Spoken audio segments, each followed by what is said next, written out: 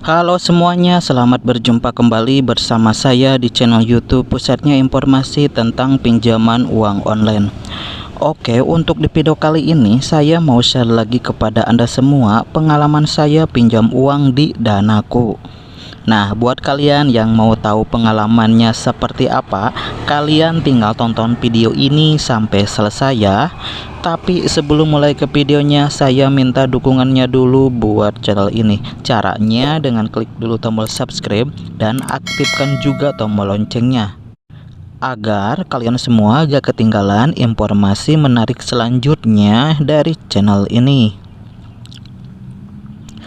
Di video kali ini saya akan menceritakan pengalaman pribadi menggunakan aplikasi pinjaman online Danaku, mulai dari proses pendaftaran, pengajuan pinjaman hingga pencairan dana.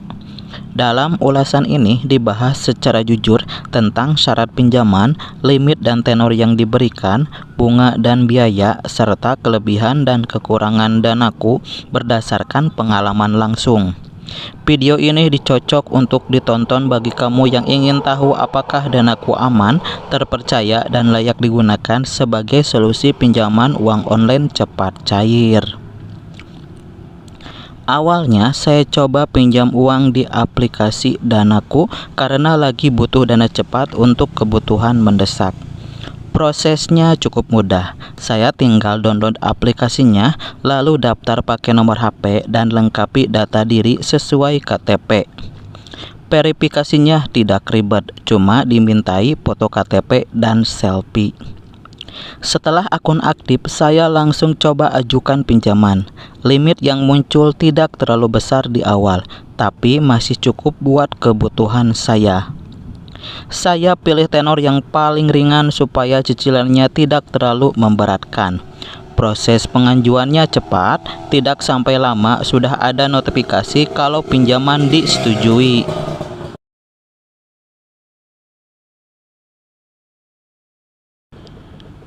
Dulu waktu itu saya pinjam uang sebesar 1.800.000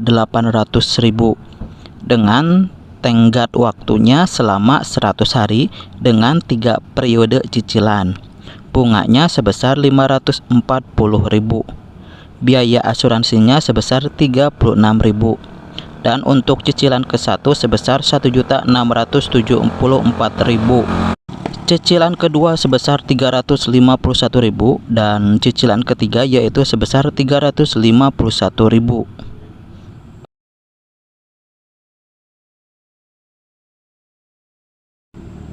Nah, yang bikin lega, pencairan dana di Danaku tergolong cepat. Tidak lama setelah disetujui, uang langsung masuk ke rekening.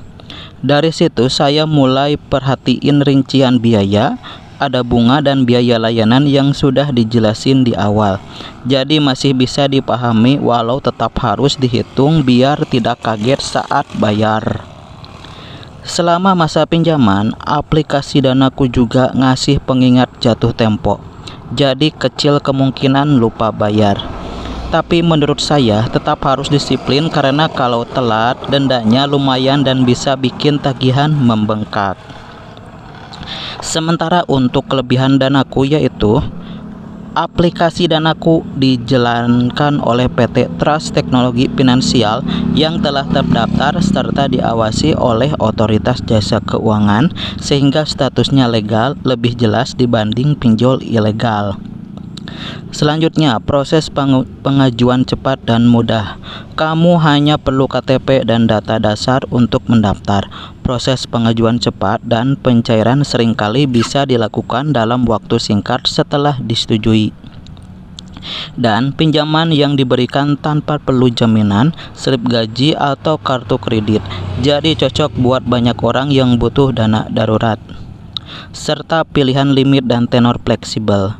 Danaku menyediakan berbagai jumlah pinjaman dan tenor yang bisa disesuaikan dengan kebutuhan. Dan untuk kekurangan Danaku yaitu bunga dan biaya bisa cukup tinggi. Meskipun disetujui cepat, bunga dan biaya layanan tetap perlu diperhatikan karena bisa membengkak kalau tidak dihitung sejak awal.